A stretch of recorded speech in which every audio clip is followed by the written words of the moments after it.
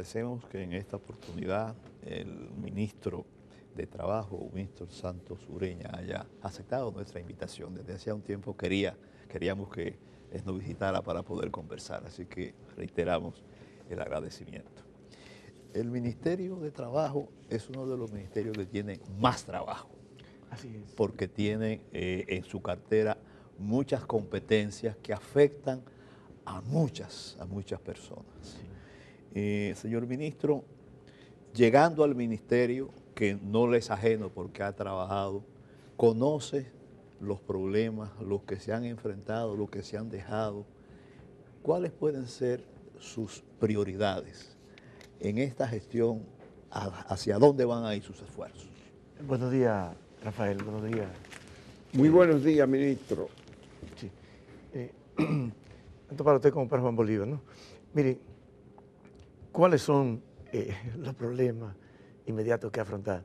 O sea, hay muchos. Como usted lo dijo, el ministerio es bastante amplio.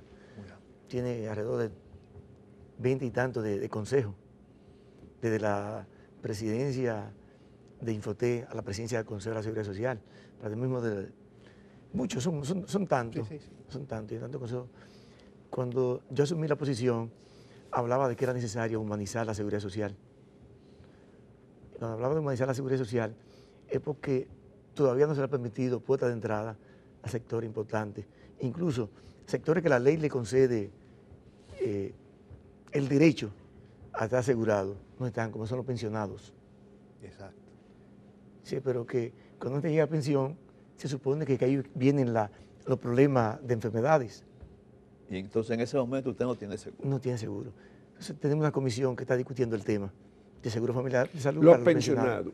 Pero usted tiene también a los del régimen contributivo subsidiado. Contributivo subsidiado, que son los informales, y los trabajadores informales ya están proporcionados en 59% de los empleados, de los que tienen un empleo en el país.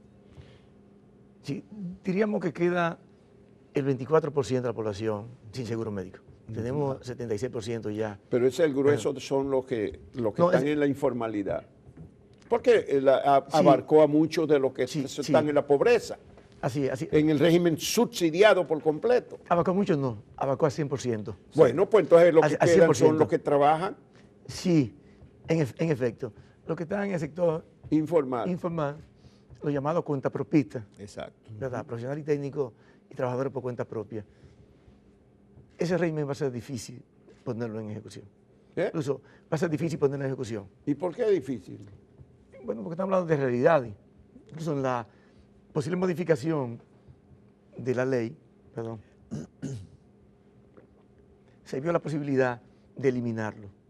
Se contempla la posibilidad de eliminarlo y crear un régimen subsidiado y un régimen contributivo. De tal manera que todo lo que no pueda pagar vaya subsidiado y todo lo que pueda pagar de alguna manera vaya contributivo, con algunas modalidades.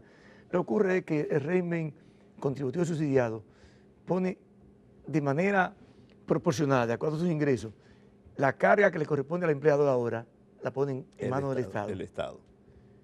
Entonces es una carga bastante grande, se habla de muchos miles de millones de pesos, y tal como te comentaba ahorita, o sea, el Estado se maneja como una casa de familia, ingreso y egreso, ¿verdad? O sea, si no hay presupuesto disponible para esos fines, pues entonces, además es un régimen de República Dominicana, inventado para República Dominicana, en ninguna otra parte del mundo existe ese régimen, y ha sido de difícil aplicación. Ahora lo que estamos viendo es la posibilidad. Pero, ministro, de lo que se trata es que el Estado aporta el 100% de los que están en el subsidiado. Sí. Estos son trabajadores que son informales, muchos de ellos, una proporción muy elevada, apenas no alcanzan al salario necesario para cubrir el costo de la canasta familiar más pobre. Entonces, lo que dice la ley es que a eso el Estado le va a dar una parte, no al 100% como le da a los otros, sino una parte. Con proporción inversa. O sea, si su salario es alto, el Estado pone menos. Si el salario es bajo, el Estado pone más. Por eso. Pero al Estado le conviene más mandarlo a subsidiado. Claro que sí. ¿Y por qué? ¿Para cubrirlo por completo?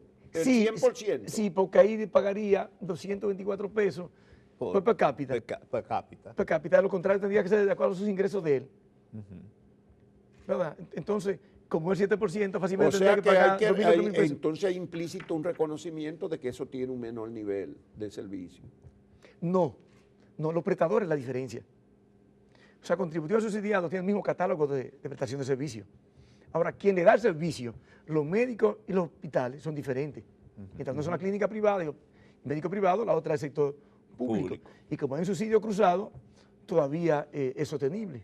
Pero la idea es que en la medida que los hospitales puedan certificarse y pueden estar listos para facturar, ¿verdad? Entonces ir desmontando el subsidio del gobierno y que los hospitales sean autogestionarios.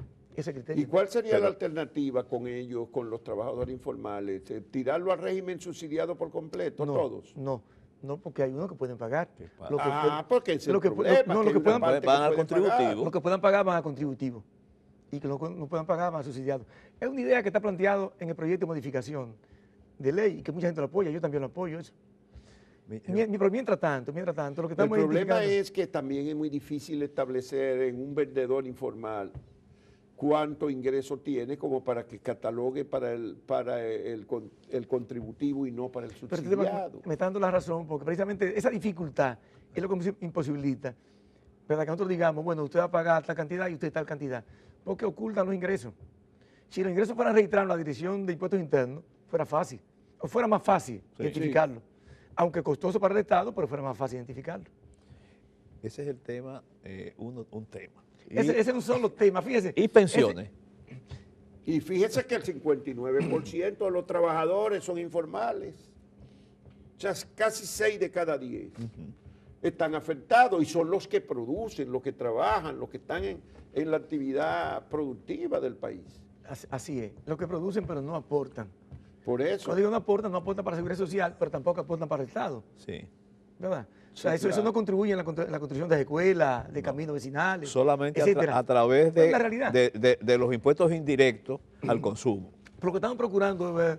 Lo que pasa es que ellos son el colchón también colchón. de la sociedad, Ah, sí. porque sin ellos No. no estaríamos comiendo. Uno a o otro. ellos nos estarían comiendo a todos. Los que Pero tenemos en la el mundo entero, formalidad. es así. Sí. Porque los estados se concibieron mal, ¿no? Y la seguridad social también, partiendo del criterio de que todo el mundo iba a ser trabajador formal. Pero- y eso es una utopía. Sí. Con relación a las pensiones. Sí, pensiones. Con relación a las Otro pensiones, tema grueso. grueso y serio. Y muy- serio. muy- Y todos los y muy pronósticos, serio. todos los pronósticos nos dicen una tasa de reemplazo entre 22 y 28 o 30. Eso es lo que se dice. Ese es el pronóstico. Y ciertamente por ahí que anda. La CIPEN lo lleva a 30 y pico, Sí. pero eso es bajo el criterio de que la masa de cotización, o sea, de que el periodo de cotización, Sí. de que los 360 meses de cotización sean ininterrumpidos y totales. Yo le digo a usted, ¿qué porcentaje de la población podrá trabajar 30 años de manera consecutiva? Se estaba hablando que... Tal vez un 10%, de un tal vez un 15%. entre el 8 y el 10%. Lo que significa que esa tasa que usted está haciendo referencia Va a ser solamente para va a ser solamente para una proporción minúscula de la población. O sea, que es una locura. Yo siempre, cuando hablo del tema de pensiones, digo que es el tema más serio y más grave. Y pongo el siguiente ejemplo aritmético. Si usted cotiza con el 10% de su salario durante 30 años y usted lo lleva a años trabajados, son 3 años trabajados. El 10% de 30 años son 3 años. Y yo le digo, no es el 10% que se le envía, es el 8% que se le envía para su cuenta personalizada. Sí. Pero yo, para hacerlo más cómoda la operación, le pongo el 10%. Sí. Y yo le digo, y 3 años, Pero Pero 3 años empleador trabajado. también cotiza. yo le digo, no, pero está bien, es 10%, o sea, el 7 más el 3, Mal 3, 10. el 10%, Entre los dos. entre los dos. Yo digo, con 3 años laborados, dice, pero eso tiene un rendimiento en el tiempo. Muy bien, yo le digo, la inflación lo persigue. Bien, con 3 años de salario, usted va a vivir 30 años vivo de una pensión, o 25 años vivo. ¿Cómo está la expectativa de vida ahora? Que la expectativa de vida no es igual mismo que el promedio de vida. El promedio es todos los nacidos vivos, los que se mueren a los 5, a los 7, a los 8, usted lo suma todo y hace un promedio. La expectativa de vida aumenta a la medida que usted incrementa los años. Cuando usted tiene 60 años de edad, usted dice, bueno, el promedio de vida suyo son 25, pues yo 85. Pero cuando tiene 70, se le dice que usted puede durar 20 más. Sí. O sea que el tema de las pensiones realmente es serio. es serio. ¿Y qué hacer con eso? Mire, yo duré una semana entera discutiendo ese tema con el BI. Y a la conclusión que llegamos de que no hay fórmula mágica, de que es un problema de difícil solución, y en el mundo entero. En el mundo entero. Eso es Pero, todos los sistemas. pero lo primero es que nadie puede recibir una pensión buena si él no tiene una buena cotización, porque son sus ahorros, a menos de que el empleador ponga una parte. Es una cuenta suya que va. Entonces, estamos ante un dilema. Primero, incrementar la edad de pensión, que igual no es una solución, No. pero hay que incrementarla, porque las expectativas de vida han aumentado. Y en el mundo entero ya se habla de 67 años, 69. Aquí estamos hablando de 65 en el proyecto de ley. Actualmente son 60. Son 60. Pero con la tasa de cotización que tenemos, que se envía un 8% de salario, con salario bajo, y el nivel salarial. con salario bajo, un 8% de salario para fin de pensión, eso no garantiza pensiones dignas. Eso no constituye no va a dar un reemplazo que le permita a usted comprar medicina y comer habichuelas. Entonces, hay que aumentar también la tasa de cotización. Pero hay otro modelo que se está planteando, que no está en el proyecto de modificación de ley. Pero seriamente la sociedad debe reunirse y analizar esa parte. El hecho de crear unos pilares solidarios, hasta 1 o 2 salarios mínimos, como existe en Uruguay. Eso es como una especie de Sí, nivel de reparto. Un nivel de reparto, un primer nivel de reparto para todo el mundo. Asegurado por el Estado. Por el Estado, ¿verdad? Pero en Europa, este sistema que hay aquí, ningún país de Europa lo tiene. Lo puso Chile con los Cowboys, que sirvió de modelo para toda América. Hubo un crecimiento de la economía envidiable, como en efecto ha habido aquí también. En ¿El parte de por aquí eso. es más envidiable que el de Chile? Si el crecimiento... Bueno, pero el problema en es Chile lo hubo. Que se pone en el papel, el de aquí es mayor. No, pero en Chile lo hubo. Lo hubo, el problema En Chile lo es hubo. que- Lo que tiene que Chile llega el momento de pagar pensiones. Exacto. Pero aquí también no llega el momento de pagar pensiones. Aquí estamos acumulando solamente dinero. Tenemos un ahorro interno que nos permite tener crecimiento. Y por cierto, ¿Cómo ¿dónde no? están esos cuartos? Ese dinero, la mayoría, está en actividades improductivas. Es bueno para el Estado, es bueno para el país, porque ha financiado parte del déficit dominicano. El déficit del gobierno, ¿verdad? Bueno, pero es la realidad. Claro, Sí. esa es la realidad, pero Sí. quiere decir que Sí, el pero dinero está- está en está manos del invertido. Estado. El día que empiecen a recibir, a reclamar pensiones... La al gran mismo parte, la gran tiempo, parte. Es del Creo presupuesto que el que hay que 10%, buscar el 10% dinero. lo tiene de portafolio, está en moneda extranjera, pero no fuera del país, sino No, aquí. dentro del país. Pero se habla del La mayoría están en bonos de Hacienda y- y del Banco 75% en Central. bonos de Hacienda, el Banco Sí. ¿Y Central. con qué se va a pagar? No es con el presupuesto. Porque Hacienda no lo tiene guardado ahí, ni el Banco Central tampoco. Bueno, el Banco Central puede emitir moneda, eso sí. Pero quiero pero no decir queremos que el emita día moneda el inorgánica. día que empiece La a beca se- reclamar, hay que buscarlo del presupuesto. Yo siempre recuerdo a nacional. Juan Bosch, cuando hablaba de lo inorgánico. Cuando se emite moneda, lo que hace es que el dinero abunda, cuando Lili, ¿no? Sí. El dinero abunda, entonces crea inflación y crea una crisis. Y Entonces no se puede lo haber- cobra por el otro lado. Exactamente, así es. Sí, así es. Pero esos son problemas que hay. Hay un problema adicional en la seguridad social, que es con la atención primaria, que es una crítica, un problema que encarece el sistema y no hay manera de que lo hayamos podido implementar. Mire, Porque es que nosotros ponemos la ley, y esa ley la discutimos muchos años. Aquí en este programa se sí, discutió sí, hasta la sí, saciedad, sí. en paneles y organizamos eventos de plurisectoriales. Y eso fue lo que se acordó, pero no ha habido manera de ponerlo en práctica. la ley establece la atención primaria. ¿Eh? La ley lo establece. Ya nosotros como consejo le dimos un plazo a la CISARRI. La CISARRI ya ese plazo fue vencido. La CISARRI tiene hecho ya todo el cronograma de cómo debe implementarse la atención primaria para el régimen contributivo. Porque para el régimen subsidiado ya el gobierno ha iniciado todo un proceso. Ya tiene clínica de atención primaria, creo que hay 200 centros, una parte construida y otra parte en construcción, para el régimen subsidiado. Pero para el régimen contributivo tenemos el gran problema de que las ARS están debidamente supervisadas y reguladas, al igual que la AFP. Sin embargo, los prestadores, la clínica y los médicos no están regulados. No están regulados.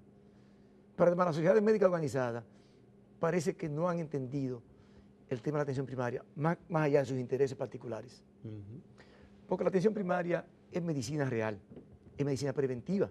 Estamos en un sistema de medicina curativa, medicina hospitalaria. Espero que me dé dolor para que me lleven al médico y me tiendan en una cama. Entonces, La atención primaria no solamente es un elemento de contención de costos del régimen contributivo, sino de salud real, donde un médico familiar puede llevar todo un cronograma de los episodios médicos del núcleo familiar y puede advertir a los más jóvenes de lo que puede ocurrir mañana, en virtud de lo que en términos genéticos le ha ocurrido a los padres o a los abuelos. Es medicina real, es prevención de salud. Nosotros lo vamos a implementar. Nosotros lo vamos a implementar. O sea, yo digo que contra viento y marea tenemos que implementar la atención primaria, porque tenemos que cambiar el modelo de atención. ¿Cuándo la vamos a empezar? Bueno, la CISARRI debe presentar los consejos. Ya la CISARRI está socializando con las sociedades médicas organizadas, con colegios médicos, que de alguna manera, o sea, objetan. Pero ¿para cuándo usted espera que eso se produzca? Inmediatamente llega al consejo, nosotros se va a iniciar la discusión. ¿Este año o el próximo? Yo espero que a final de este año estemos discutiendo ese tema. Eso es atención primaria en el nivel privado. Es privado. En el privado. En el nivel contributivo. Público está, pero está de manera precaria. Sí, porque apenas están implementando. Exactamente. Apenas están implementando. Pero ya las estructuras están. O sea, se están haciendo la clínica de atención primaria con un centro diagnóstico al lado, de esta manera que tengan capacidad resolutiva. Sí. Que solamente salgan de ahí las personas que vayan para segundo y tercer nivel. Aparte de edificaciones, equipamientos, se necesitan recursos humanos. Hasta ahora se dice con mucha frecuencia que está en manos de recursos humanos muy precarios, incluyendo pasantes. Es todo un proceso, es todo un proceso. O sea, el sistema de salud, en términos generales, que no es mi competencia, es la competencia. Y hablo de eso porque precisamente ha habido gente que se ha vinculado con el tema de la seguridad social de manera muy activa en asuntos del Consejo de la Seguridad Social. Pero el tema de salud del gobierno ha hecho grandes inversiones. Y yo recuerdo el caso de la 27 de febrero cuando estaba construyendo y la dificultad que se creó. O sea, el gobierno comenzó la reparación y construcción de 56 hospitales. Y no fue un error empezar tantos hospitales al mismo tiempo. Bueno, pero ahí voy. Pero había que hacerlo. Pero ¿por qué había que hacerlo todo junto para que pasaran 6 años y no irlo haciendo por etapas? Primero 10, después 10 más, después 20 más. Porque tal vez iniciamos por parte, llegamos al final del periodo y tenemos tal vez 20 hospitales. En la actualidad se han entregado 30 hospitales. Bueno, pues hemos llegado casi al final de los 2 periodos con 30. Pero tenemos 30 sí. Y hemos dado 1.324 camas. Pero ya donde el paciente está de manera digna como un ser humano, donde está en una habitación con 2 camas, con su baño privado y aire acondicionado. Pero no es eso lo que se discute, ministro. No, pero yo no estoy diciendo eso. Si ha intervenido 56 al mismo tiempo. Pero digo, si usted va a remodelar su casa, usted no interviene al mismo tiempo la cocina, la habitación, la sala, el comedor, el patio y el jardín. Usted va por parte. ¿Para qué? Para que pueda vivir. Entonces, si usted interviene 56 hospitales, usted crea un problema, que fue lo que pasó. Se creó un problema. Y ahí están los resultados, ¿verdad? La mortalidad materno-infantil, etc. Ahora yo le digo, o sea, véale el lado bueno, vea la intención del gobierno. Okay. La intención del gobierno. No vimos la intención, pero fue un error. Bueno. Digo, el resultado es que el año pasado, este año en relación al año pasado, la muerte neonatal ha crecido un 29%. Pero, ¿qué tenemos hoy y qué tendremos? O sea, ¿qué tendremos en 2 años más? Esa ciudad sanitaria que se construye donde está en Morgan, es un asunto que ni la Plaza de la Salud será como esa. Estamos hablando de estándares de... Pero también esa es una concepción no muy moderna del tema, el enfoque de la salud. Es curativa. Al ministro de Salud para que nos explique esa parte. Es curativa. Bueno, el ministro de Salud admitió ayer que eso contribuyó a elevar esa tasa de mortalidad materno-infantil. Sí. Eso no hay que ser un mago para entender que alguna explicación tienen que tener. Sí, pues es que ni el presidente ni nosotros como ministro andamos tapando la cosa. O sea, cuando usted tiene intención de hacer una ejecutoria correcta y buena, usted reconoce, ¿verdad?, los errores, lo enmienda y sigue caminando. Hablemos de salario, aunque el ministerio que tiene competencia con salario, solo salario mínimo. Pero vemos que con ese salario que hay difícilmente pueda sostener un sistema de pensiones. Tenemos una canasta familiar, la mínima, cerca de 15,000 pesos. no puede haber una relación entre salario mínimo y el mínimo de la canasta familiar. Debiera existir, pero el ministerio no puede regular esa parte. Que el ministerio solamente regula salario mínimo. Es un asunto de madurez del sector empleador, Siempre yo recurro a Van Bosch cuando decía que la clase, que aquí había una clase dominante, no gobernante, como que no tenía la madurez, que no se reconocía como clase. Y decía que no pagaban, que el hecho de que no pagaran salario bueno impedía que los trabajadores pudieran ir al mercado a comprar, a crear el círculo virtuoso del capitalismo. Entonces es como que el mismo empleador reconozca que entre mejor salario paga, mejor puede irle a ellos. Es la realidad. O sea, todavía ellos están hablando de reclasificación de la empresa, con tal de economizarse el salario. O sea, hay todo un tema con relación al salario. Porque el sector empleador del país lo que pretende es pagar salario bajo y ser subsidiado. Entonces, eso no ayuda al país. Es una realidad que tenemos. O sea, aquí tenemos baja inflación y tenemos precios relativamente bajos. Digo, porque si usted va a Uruguay, usted ve que hay un salario alto, pero los precios son más altos. Los precios son más altos. Sí, hay que medirlo por el costo de la canasta familiar. Sí, en el salario promedio. Pero sigue siendo bajo. El salario mínimo promedio anda por 9,000 pesos. Pero el mínimo promedio. Pero el salario. O sea, el promedio de los salarios mínimos, de los. No, es el más bajo. Anda por 9,000. Sí, 9,000 y algo más bajo. Bueno, pero el costo de la canasta familiar del quintil más pobre anda por 14,000. Sí, así. Entonces, bueno, de los más pobres, la canasta familiar del quintil más del bajo. Yo siempre recurro. Yo siempre recurro y vuelvo. Y eso no son pobres. A la madurez pero los que son empleados no son pobres, pero no pueden cubrir el costo de la canasta familiar de los más pobres. Bueno, son pobres, pero son menos pobres, digo yo. Son menos pobres porque la condición de pobreza, la OIT la condiciona primero a que las personas no tengan un empleo. Como primera condición. Y como segunda condición, que no tengan seguro médico. Entonces, si usted tiene un empleo formal, tiene un salario que le permite un pequeño presupuesto. Bueno, pero todavía en el sector turismo se paga 10,000 pesos y por lo menos hay una compensación parcial con propinas y cosas, pero en zona franca todavía tenemos un salario mínimo de 9,000 pesos. Sí. Le falta más del 50% del ingreso para cubrir el costo de la canasta familiar de los más pobres. Y yo estoy de acuerdo y reclamo. ¿Se puede mejorar eso? Se debe mejorar. No, se debe mejorar. Lo que no está en manos del ministerio, pero se debe mejorar. Se debe, yo siempre he dicho. Y cuando hablo de pensiones, digo, es que una persona que gana 9,000 pesos no va a tener con qué pensionarse. Porque ¿con cuánto contribuye mensual? Si su empleador cotiza por la cantidad que él gana. Porque otro tema es que muchos empleadores no cotizan por la cantidad que gana el empleado. Pero aún cotizando por 9,000 o 10,000 pesos, si le manda 800 pesos por su salario, 800 pesos mensuales, usted calcula 800, todo lo multiplica por 360 cuotas. Si trabajara 30 años consecutivos, es una miseria que va a ahorrar. ¿Usted no va a permitir una pensión? ¿No va a permitir? Bueno, hay que desearle muchos éxitos, suerte al ministro Winton Santos Ureña, ministro de Trabajo. Tiene una experiencia en materia de la seguridad social porque como viceministro durante ¿cuántos años tuvo representando al ministerio en los asuntos? Sí, así. ¿Cuántos años? 6. 6 años, o sea que conoce la situación y tiene por delante esa reforma, esa ley, ese proyecto de ley de reforma de la seguridad social. Muchos éxitos y le damos las gracias. Gracias a ustedes, Mopolido. Le invitamos a este cafecito a Santo Domingo mientras recibimos a nuestro amigo José Ángel Aquino, que ya anda por aquí.